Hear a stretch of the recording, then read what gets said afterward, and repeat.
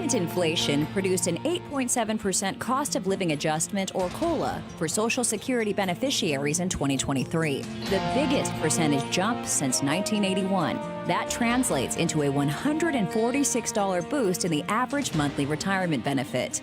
And there are a host of other Social Security changes this year that we'll discuss tonight. Hello, and welcome to Rural America Live with AARP. I'm Christina Loren. Social Security is a key component of the American retirement plan, but many don't completely understand how to make the most of it. And failure to understand your options can be costly. Tonight, our special guest will answer your Social Security questions head on. And our friends from AARP will share resources to help you navigate the road to financial security. And you, my friends, are a big part of this show. Our question of the month is, how does Social Security help you and your family? We want to hear from you tonight. And we're giving away a hard side cooler to 5 lucky on-air callers. So pick up the phone now. Join our conversation. We're wasting no time in taking your calls, and our phone lines are open. Give us a call one more time. That number, you might want to grab a pen, 877-283-7570. And as a friendly reminder, you don't need to be over the age of 50 or a member of AARP to win, but you can only win one time each calendar year. Now, if you are a winner tonight, AARP will call you back in the next few days to confirm your mailing address, so make sure to take their call or return their call if you prefer that they leave a message. Now we welcome our friends from AARP, familiar face and fan favorite. Oh, that's right. Regional Vice President Sarah Jennings. Welcome back to the show. Hey, thank you. It's always great to be here. Oh, we love having you. We love watching you do the minutes as well when you're not here. Yeah. You're always giving us great tips even when you're not here on set with us. We appreciate you. And joining us tonight as well, a new face to some. This is Minnesota AARP Director Kathy McClear. Thank you so much for joining us as well, all the way from Minnesota. Yeah, Minnesota. Happy to be here. A little bit more mild here naturally. Definitely. I know why. Yeah, definitely. In just a few moments, we're going to welcome special guest, Social Security expert Steve Richardson, to the panel to answer your questions live on the air. So give us a call at 877-283-7570, and you might just be a winner tonight. Our show is loaded with incredibly useful information about Social Security, so let's get started. I want to start with a basic question for you, Sarah. Yeah. How do Social Security payments work? Well, it is a great question, and I am going to talk mostly about the program that most people think of when they think of Social Security, and that's the retirement benefit. We can answer questions about the other programs within Social Security in our next segment with Steve, who's our expert. But for purposes of retirement, which again is what I think most people think of when they hear the word Social Security, there's a formula of credits and years worked, and then how much you're making. But the way I would boil it down is that you need to have worked 10 years, at least 10 years, and have reached the age of 62. And then at that point, there's decisions that you need to make about when you want to claim Social Security, the amount of your benefit. It depends on how much you paid into the system over the years. And so if you're curious about what your number is and what you've put in there that you've earned over the years, there's lots of different tools we're going to talk about on the program today that you can go check that out. And one is at the Social Security Administration at ssa.org. You can actually go on there, get an account, and start to check into what your number is right now. If you haven't paid into Social Security, for the most part, you're not eligible for a benefit, but there are spousal benefits and some other things that, again, we're happy to take questions about and we'll talk about later in the show. So many people have so many questions, which is why we're here tonight. I'm really excited about bringing in our expert. But before we do, we talked about that large COLA increase at the top of the show, which is great, but unfortunately, it's also lighting up the scammers out there. Talk a little bit about how they're upping their game and going after recipients, Kathy. Yeah, the minute those scammers heard that there was going to be an 8.7% increase, which is about $146 for the average Social Security beneficiary, those scammers went into action, and they're using some pretty interesting techniques. So one is called the spray and pray, and so what that is they really target areas of the country that have a large population of seniors where they live, and they can do a couple of things. They're going to get you all emotional and concerned. They might ask you for a fee to process your personal information. You don't have to do anything to get this increase in your Social Security benefit check. It will just come to you. So if someone is asking you to pay a fee or buy a gift card or transfer money, that's a pretty big red flag.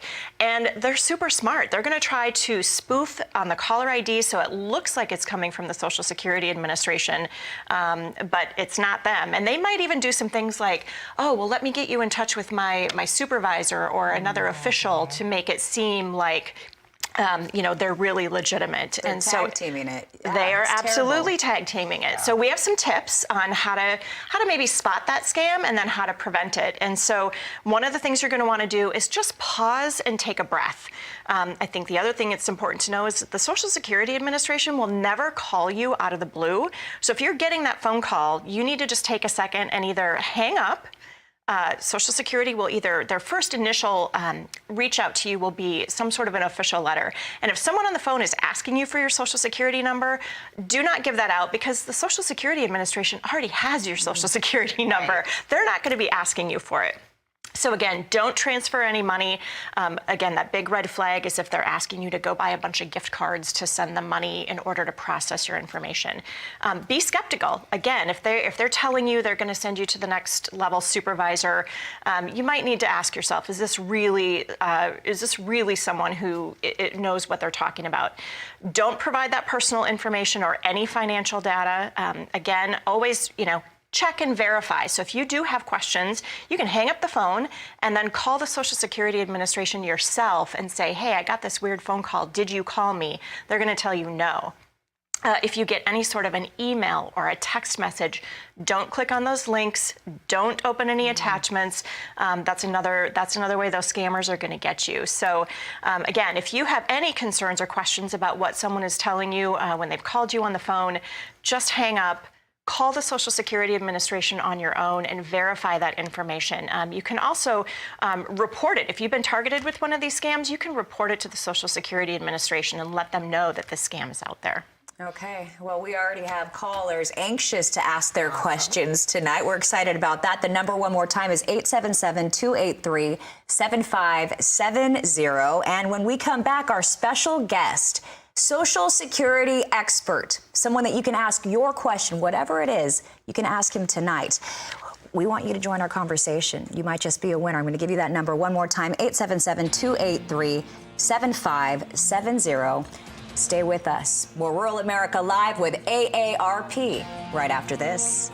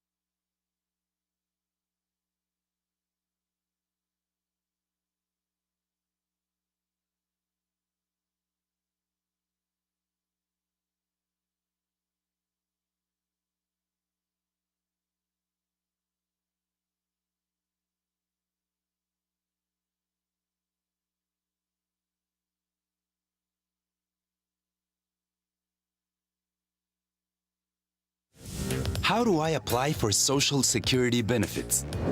For retirement and spousal benefits, you can apply online once you've opened a My Social Security account at ssa.gov. You can also apply by phone or by visiting your local Social Security office. What information or documents will I need when I apply? You'll have to provide your date and place of birth, marital history, and your number of children. You'll also need to know start and stop dates for any jobs in the last 2 years and report income from any self-employment in the last 2 years. Have your most recent W-2 or self-employment tax return ready. If you're a veteran, you'll need your dates of service and may need your service papers. You might also need your Social Security card, birth certificate, and if you were born abroad, proof of legal status. Also be sure to have your bank account type and number and your bank's routing number. Social Security needs this information to set up direct deposit for your benefit payments. What if I'm applying for survivor benefits? If you're applying for survivor benefits, online is not an option. You can only file by phone or in person and should have the same documents I just mentioned. To learn more, go to aarp.org/Social Security. Welcome back to Rural America Live with AARP. Tonight, we are unpacking the various components of the Social Security system and discussing the changes taking place in 2023. And our friends from AARP brought along an expert tonight to answer your questions directly. Stephen Richardson joins us now, along with Sarah Jennings, AARP Regional Vice President, and Kathy McClear is with us as well. She's the director for AARP Minnesota, and you are a big part of our show. Our phone lines are open. We want to hear from you. How does Social Security help you and your family? Give us a call and let us know. 877-283-7570. We are giving away hard-sided coolers. These are really high-quality coolers to 5 lucky on-air callers tonight. Give us a call and you could be a winner. Good luck to you. Stephen, welcome to the show. Before we head to the phones, I want our audience to get a chance to get to know you a little bit better. Talk a little bit about your history with the Social Security Administration. Well, Christina, thank you very much for having us. It's a pleasure to be here and working with these great people at AARP. I think, in 40 years of doing this job, although there were a lot of changes that have taken place in the country has changed and the dynamics and the populations, the number of people paying in. What I've always understood and what I've always, come to realize, and years ago, was all questions are good questions. Any question somebody has regarding their Social Security benefits going forward are good questions. They're all good questions. There's no such thing as a bad question. All right. Well, we'll have the whole show. We're gonna have you on the hot seat the rest of the hour to decide whether or not that's true. You know what? You're absolutely right, though. And that leaves it open to you, our audience. We know we have lots of callers already waiting to ask questions. There is still room for your call. Let's go right to the phones tonight. We're going to Maine, where Merton joins us. Thanks for joining us, Merton. Go right ahead. Merton, are you with us? Okay. How you doing? There you are. We're great. How about you? I'm doing great. Do you have Can I draw my Social Security on my ex-wife's earnings? Yeah, I think this question I'm often asked throughout my working life. One of the most common questions that I would get, is it going to be there for me? All those, The most common questions are spouses questions. They always are. Mm-hmm. Spousal benefits, survivor benefits, divorced spouses benefits. So the basic rules regarding divorced spouses benefits: you have to be married over 10 years, not remarried before 60. And the biggest part of it is you really want to reach out to your local Social Security office, because therein lies the answer. If you're due more benefits under your own account number, and you're age eligible, you'll likely have to draw from your own. You're only eligible as a divorced spouse only if the yield is higher from your ex. So this information is available to you. You just have to have your marriage certificate and your divorce decree to prove your duration of marriage and going forward. But reach out to your local Social Security office. They'll have all that information for you. That's a good question. Thank you. Yeah, it's a great question. We have Mark now joining us from Illinois, our first winner tonight. Congratulations to you, Mark. Go right ahead with your question. Well, thank you for having the show this evening. We look forward to gathering a lot of useful information. I am collecting Social Security, and I'm very happy with the program. And I have what might be a silly question, but nonetheless, I'll go ahead with it.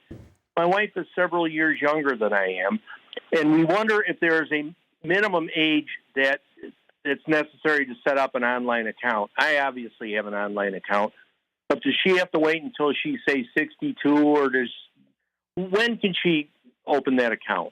Yeah, this is a really good question. I spent my career talking about the creating Social Security accounts for yourself, and there's just two reasons really to do it.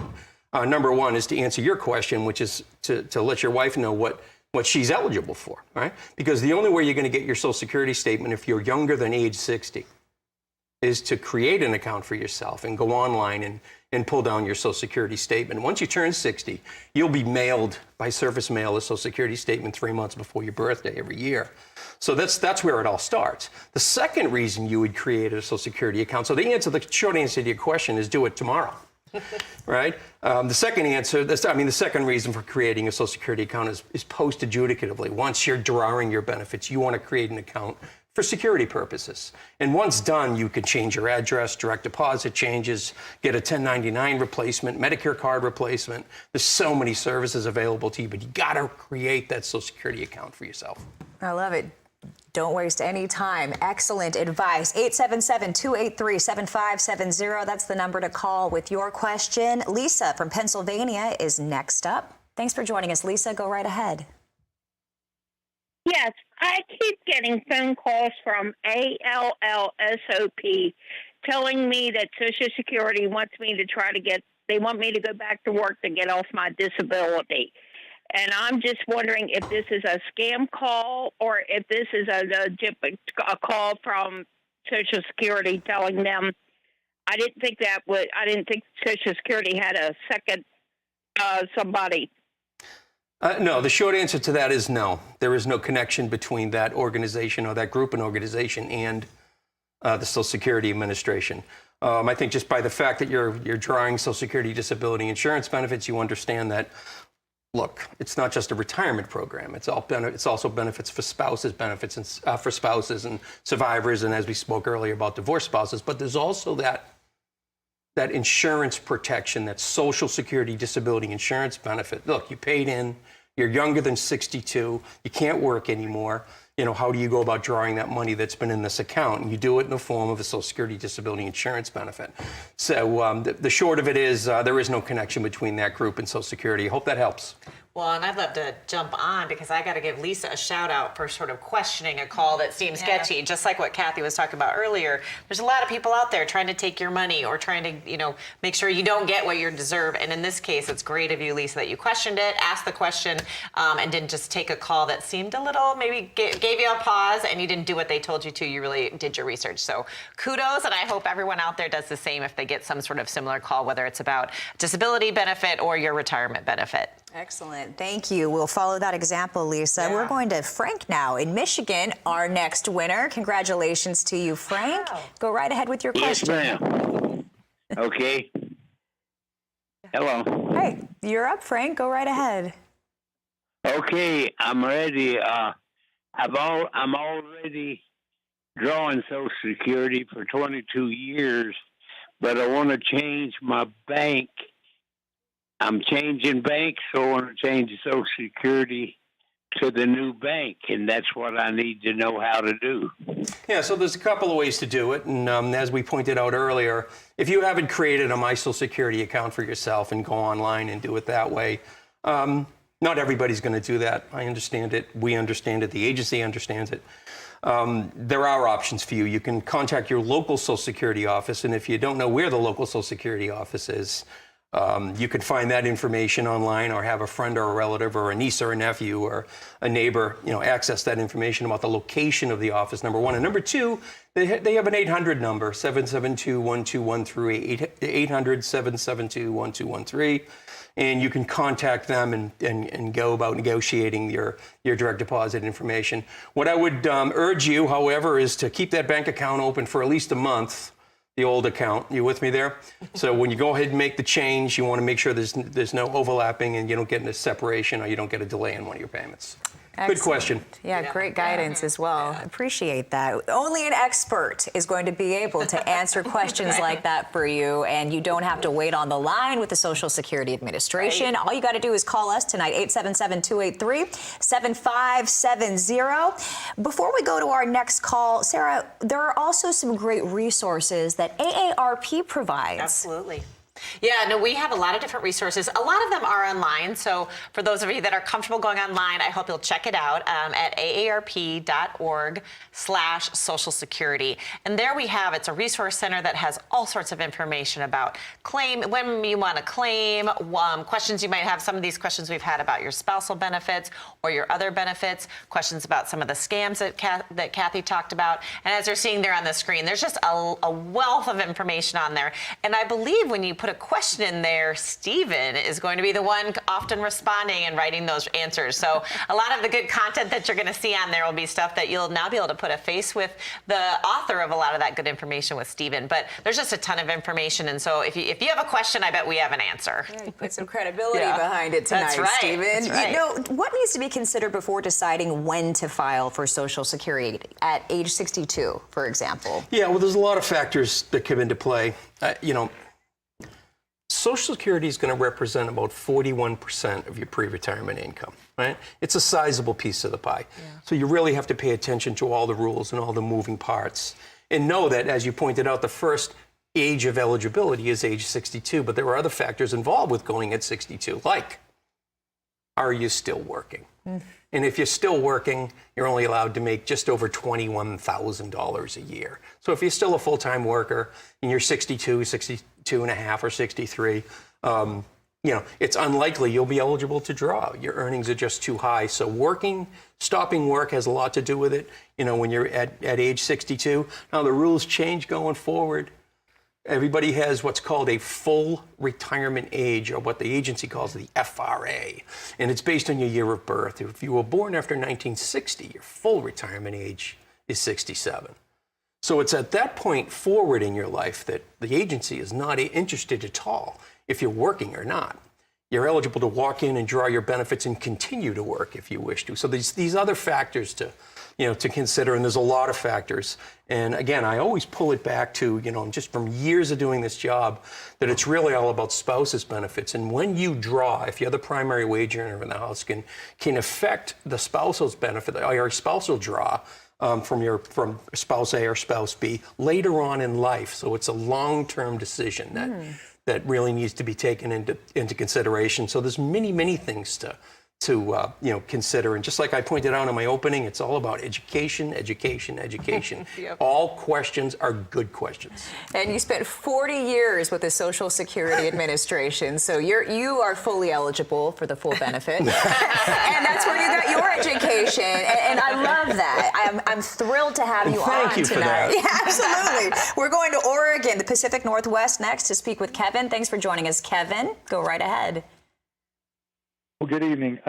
My wife and me had the daughters together. We were married for 10 years and got divorced when I was 25 and she was 23. Now, it's time. She'll be 62 this year. She is already on Social Security disability because she had a liver transplant. But is there a way she can apply and see which she could draw, what would be higher to be on mine or not? And you said one thing that caught my attention. You said if she had not remarried before she was 60? Yes, that's one of the provisions. I mean, your spouse could be eligible for benefits as long as you were married over 10 years and in general terms not remarried before 60. You did point it out. You basically answered the question as you went along there, is that, yeah, there is a way. There is a way that your spouse can figure out what a potential benefit would be.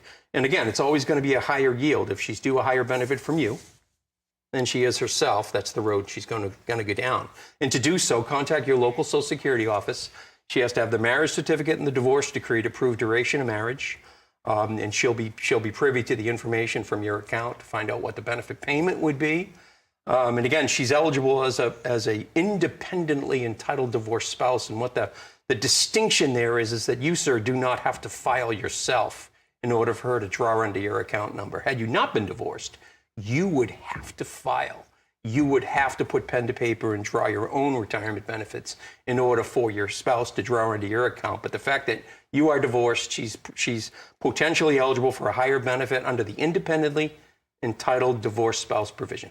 All right, excellent questions coming in tonight, and that leaves a line open for you. Our next caller is going to be a winner. It could be you, 877-283-7570. I'm hearing our next winner is from Wyoming this evening. Right. Ed joins us now. Thanks for joining us, Ed. Go right ahead. Thank you.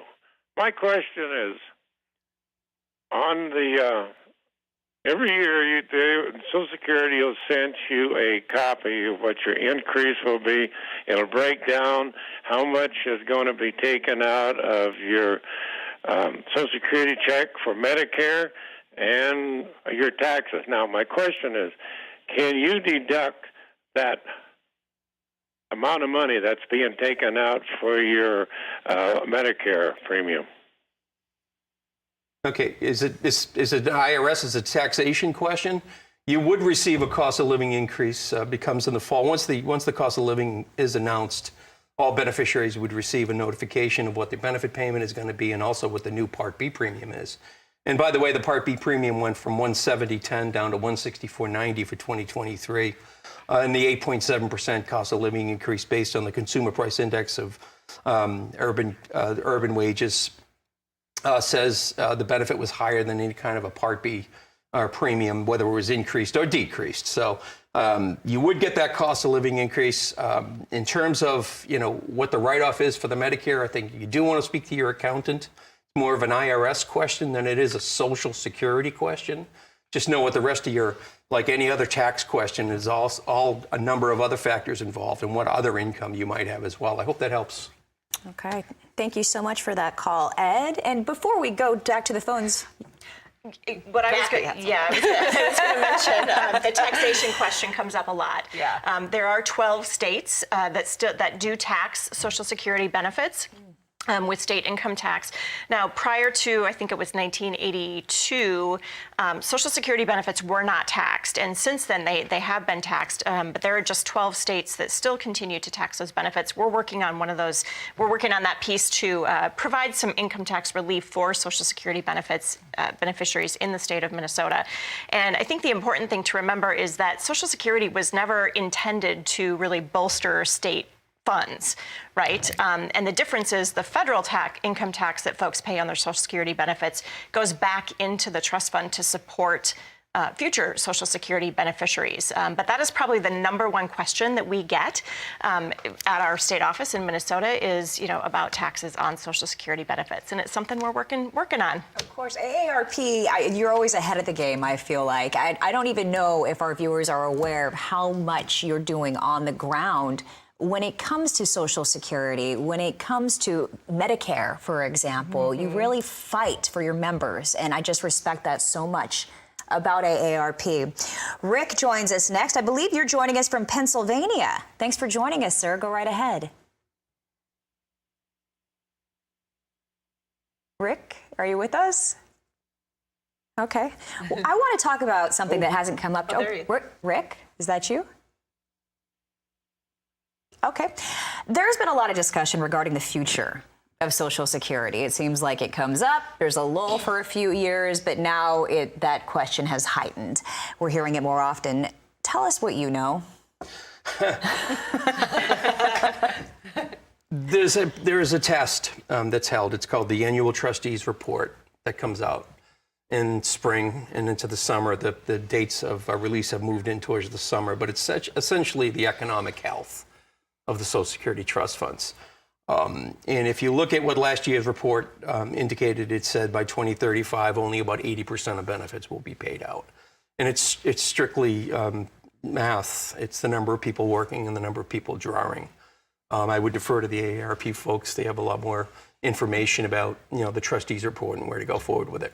Well, and what I would say about that, I think in some ways, so I think if you're younger and you sort of have heard that myth that Social Security won't be there for me when I retire, I think when you hear 80%, you're like, oh, really? That's great. That's more than I thought. But I think if you're getting closer to retirement, hearing that it's only going to be 80% is, gets you a little anxious. And so I want to assure everyone that AARP, we are focused on working with Congress and with whoever's in the White House whenever we tackle this issue to come up with a bipartisan solution that's going to strengthen the program and make sure that everyone across the country who has paid into the program gets the benefit that you've earned and that you deserve and that you need to get into your retirement. So it's something we keep an eye on every year to watch where that number is because it kind of moves a little bit here and there. But we are 100% committed to ensuring that Social Security is a strong program that provides a benefit for folks that they, again, they've earned. We're all paying into it, and we all want to get back something that we've earned at the time when we're ready to retire. Yeah, and I think the other thing to really highlight about that is just how important Social Security is for those who receive the benefit. I mean, the average payment is around $1,600, $1,700 a month, but for half of households 65 and older, that represents 50% or more of their income. And it accounts for 80% of income for 1 in 5 of those households. So this truly is a safety net for individuals. And so, we know that Social Security was never meant to be the sole source of retirement income for individuals. It's part of that three-legged stool that we talk about. But as fewer and fewer employers are offering traditional pensions, in the state of Minnesota, only about 13% of folks don't have access to a retirement savings plan at work. And so this really is a safety net for those individuals to have that guaranteed income when they retire. It's critically important in rural America. We know that as well. Yes. Okay, that leaves a line open for you tonight, 877-283-7570. You still have time to get your question in, and you might just be a winner. Next up, we're going to Michigan. We're really covering all the states this evening. Al joins us tonight. Thanks for joining us, Al. Go right ahead. I'm trying to sign up for Social Security, and I went to the Social Security office and waited for an hour. And then they're going to call me in February. We've already scheduled a date and a time when they're going to call me. I found that extremely strange that everything you hear, we're not supposed to give our information out over the phone, and yet the Social Security office is going to call me on this pre-scheduled date. Yeah, the thing I would say, and I'll let Stephen talk about this as well, but the biggest difference is that you initiated that interaction, that you went to the Social Security office, you made the appointment, they gave you that time and date in person that they were going to call you, and because you initiated that conversation, I think you're in a good place with that. But Stephen might have some. Yeah, you can also take the next step if you have any suspicions about it at all.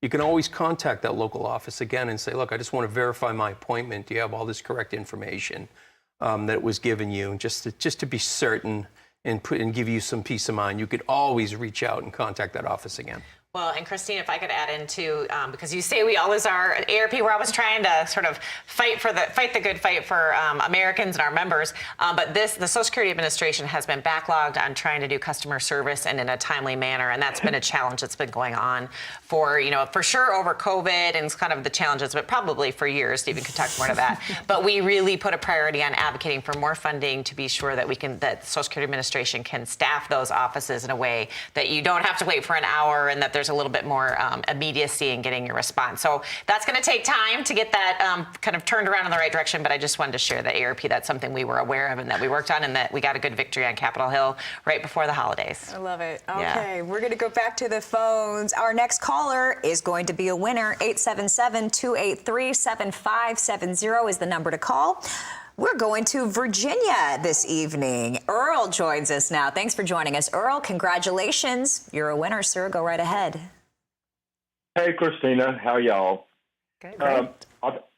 I'm a senior in my 70s, a Vietnam veteran, and a captive RFD viewer. But really, Christina, what I need to do is, instead of a question, I would like to bring to the attention of all the veterans that your VA medical benefits are directly tied to your income. So when you get that Social Security form, I think it's SSA 1099, be sure to use that form, the Medicare Part B premium deductions, when you fill out your means test, which we have to do every year to determine our eligibility. Because if you don't use that deduction, it could seriously affect your eligibility for benefits. Just wanted to bring a heads up to all the vets out there. Great. Yeah. Well, thank you for your service, first of all. And I just love that our viewers are so smart as well, right? When they can share information with us. Yeah. Did you want to comment on that at all? I didn't. It's a government program. It's fantastic. That you brought that to the attention of all. It's extremely important. Yeah. All right. We're going to go back to the phone. Warren joins us now. Thanks for joining us, sir. Go right ahead with your question. Yes, I'm calling in reference to, I'm a veteran also, and I just had surgery, and it's put me in a situation where I got to draw for my disability and also for retirement. And I've already did the interview and everything with Social Security, and I'm going forth as far as I've received my check from September. Okay, very good. And it's an excellent illustration that Social Security is not just a retirement program. There's so much more to it, and Social Security Disability Insurance is one of those programs. You made a really good point about filing for Social Security Disability Insurance and retirement at the same time. People might say, how do you do that? Why would you do that? Well, as it was pointed out earlier, that you could draw as early as age 62, provided you're not working, but remember the drawing and the amount of money that you could get if you go prior or younger than by drawing your benefits, younger than what your full retirement age is. If you were born after 1960, your full retirement age is 67. But if you go at 62 or 63 or 64, it's a reduced benefit. Your Social Security Disability Insurance benefit is not a reduced benefit. So if you were 62 or 63 or 64 and you filed for Social Security Disability Insurance and retirement at the same time, what the agency would do is would pay you your retirement benefit until that Social Security Disability Insurance benefit is adjudicated, processed, and paid. And then any monies due you in a retroactive sense would be paid, and you'd be brought up to a level funding.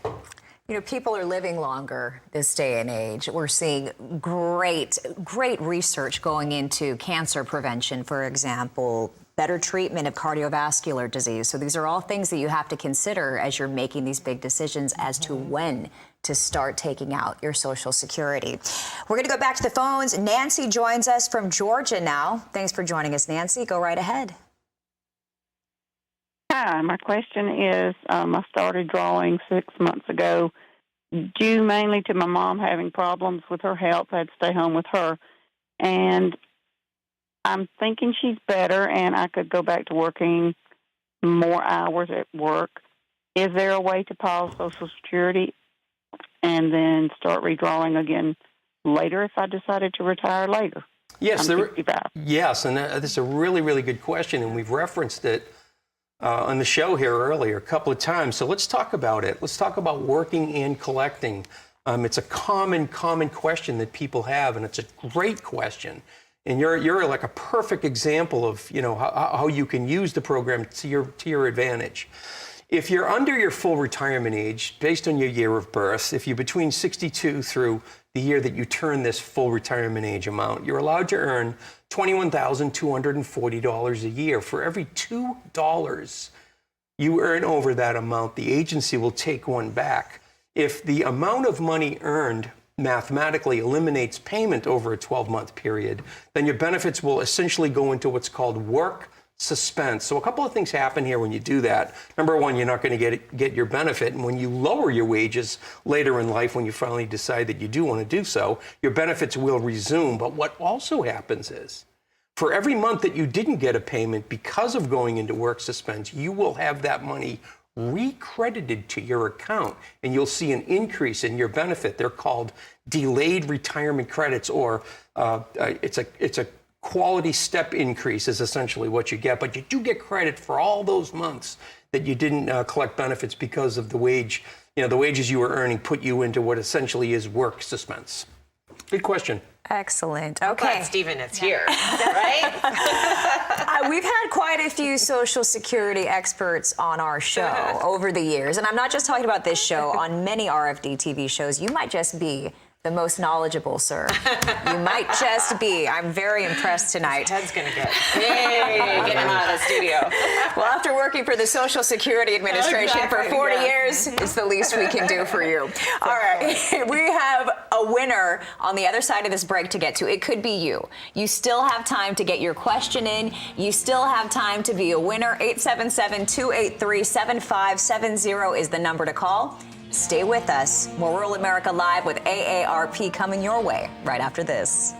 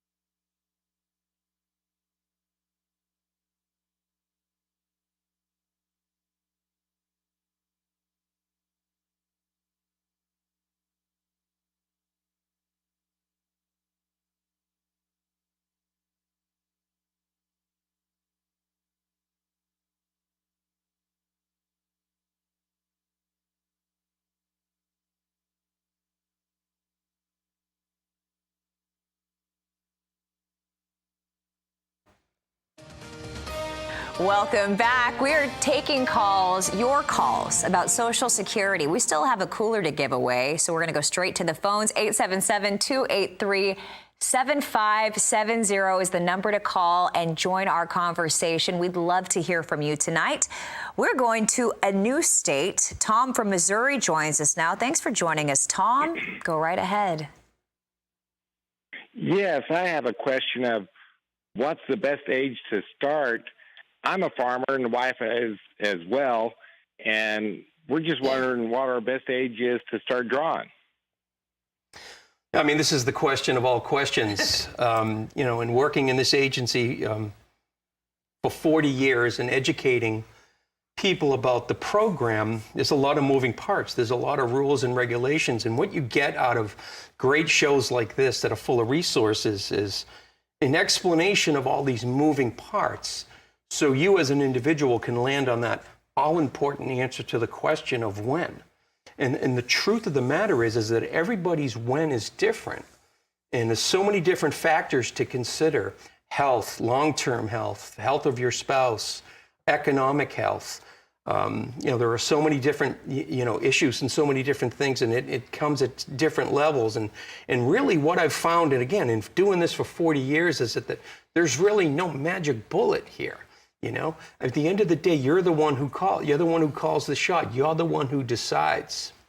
And if I could just add, we do, I mentioned earlier that we have the, different resources on our website, and there is a calculator there, and we also do some webinars, but there's a calculator there that you can go in and put some of these factions in, and it will give you some information that you can consider about if you wait till this time to start claiming, this is what the benefit will be. If you wait a little longer, this is what it's going to be. So that might be one place to start, and again, that website is aarp.org/Social Security. But there's also, we do some webinars and things like that really walk you through a lot of the different things, and information is there as well. But also, I think it's talking to someone at the Social Security Administration might give you the best idea, but maybe you'll have an opportunity to do some of your research first and then make that call. I love it. I love everything that you do to help everyone out there. This isn't just if you're 50 or older. You can go on there right now. Yes, the last thing anyone wants is to outlive their savings. Right. You know what I mean? And we want to enjoy a healthy quality of life after we worked so hard to earn that retirement. So that is a great resource for anybody. You might want to share that one on your social media pages. We're going to go to Mike from Colorado next. Thanks for joining us, Mike. Go right ahead. Hello. Yes. I wonder how the spousal benefit is calculated once I pass on. I was the larger earner in our family, but I just wonder what my spouse can expect. Yeah, really good question, and thanks for bringing it.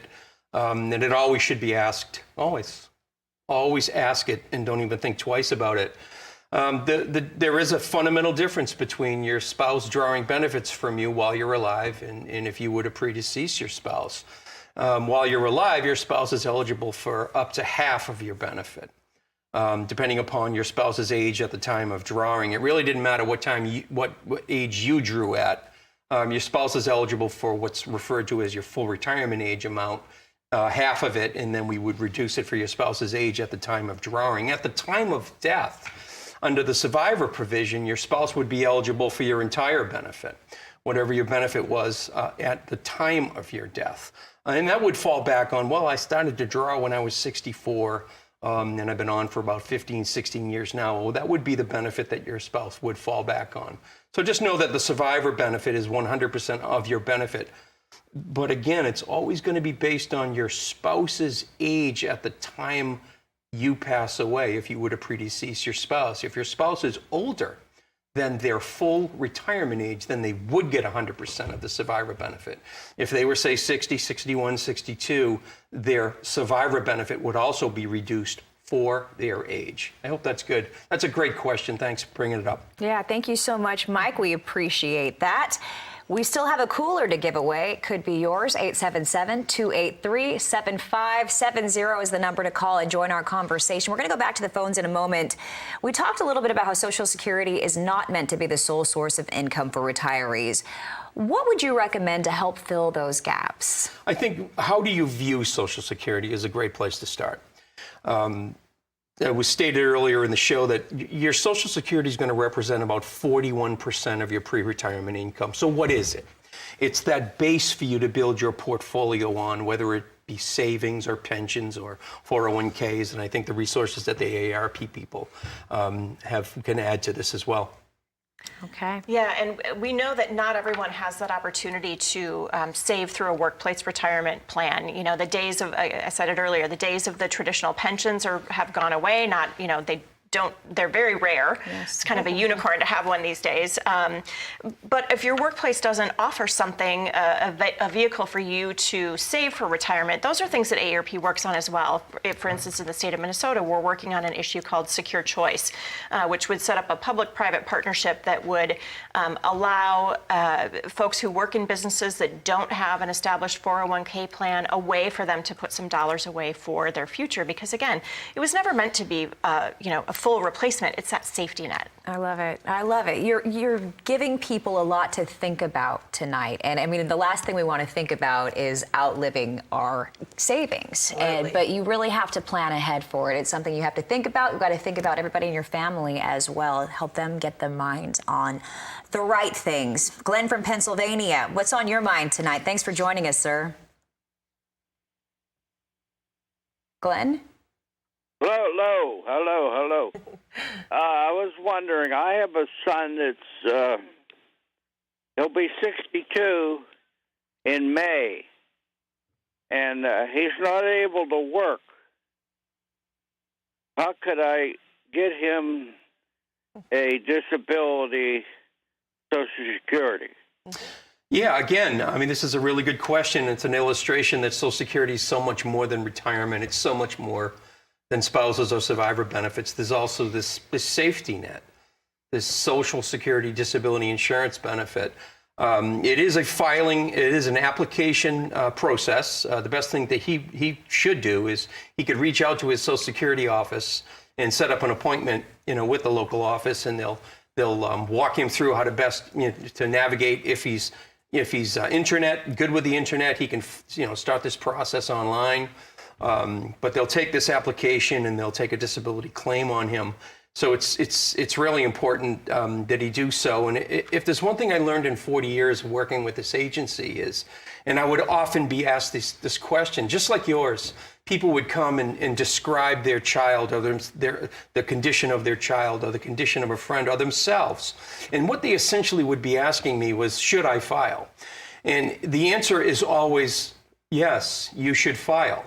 Always file a claim. Always file a disability insurance claim. And as we pointed out earlier, depending upon what his work history was, he could not only file for Social Security disability insurance, but while the case is being processed, he can actually file for retirement benefits and draw income from it. So I hope that helps. That's a really good question. And some people commonly have to file more than once as well. That's what I've noticed. Yeah, I think that there is an appeal process that takes place, right? I mean, 3 in 10 will become disabled before they reach their late 60s, and 2 in 10 will pass away.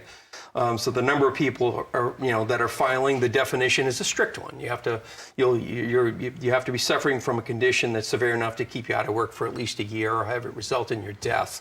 Not that you have to be out for the year, but it has to be a serious condition. So filing is a process that you have to go through, but due process is also afforded. Yes. All these claims that if a case is denied, you can file an appeal. All right. Thank you so much for that. Just incredibly valuable information tonight. You talked about your 40 years with the Social Security Administration. I would ask you, over the years, what have been some of the biggest changes that you observed? Yeah, I think, and I talked earlier, there hasn't been a lot of changes. I mean, I would give presentations and people would ask me, Steve, how often do the rules change? And there were really two answers to it. Not much, but there's also, they can change tomorrow. For example, the spousal draws back in the fall of 2015, spousal options, many fundamental changes were taken off the table for spouses, to draw from there. A spouse A from a B or a B from an A. So those were changes that took place from a stroke of a pen. But in general terms, not a lot changes. I think people tend to, what I've seen in 40 years is that people tend to look at Social Security in isolation. It's kind of a benefit that's out there that I really don't have to think about till later in life. And what I would always argue to people is that, look, to the average wage earner, Social Security is going to represent about 41% of your pre-retirement income. So you should be pulling this Social Security into your retirement portfolio conversation and think about that in the long term. It's really important to do that. The earlier you plan, the Always. better. Any financial planner will point that out. And all questions are good questions. That's right. We're going to the Bluegrass State next. Beulah joins us from Kentucky, and you are our final winner tonight. Thank you so much for joining us. Go right ahead with your question. Thank you very much. My question is, my husband has been retired and on Social Security for several years, but now he's in his 80s and disabled, and I have to take care of him. I wonder, would Social Security let him switch his regular Social Security to disability Social Security? Yeah, and this question would come up, and it's a good question. It really is. Just remember, I had pointed out earlier in the show that your Social Security disability benefit is a full unreduced benefit if you had filed for it. But the kicker is you have to file for that benefit prior to your full retirement age. So if he's been drawing all these years, the benefit that he's drawing, unfortunately, ma'am, is going to be the benefit he's going to get. Okay, thank you so much for that call. We appreciate you very much, Beulah from Kentucky. Congratulations again on winning that hard side cooler. And by the way, if you did win a cooler tonight, AARP is also going to cover the shipping for you. We love that. All right, we are at that moment in the show where everybody gets a chance to share their final thoughts. Stephen, let's start with you.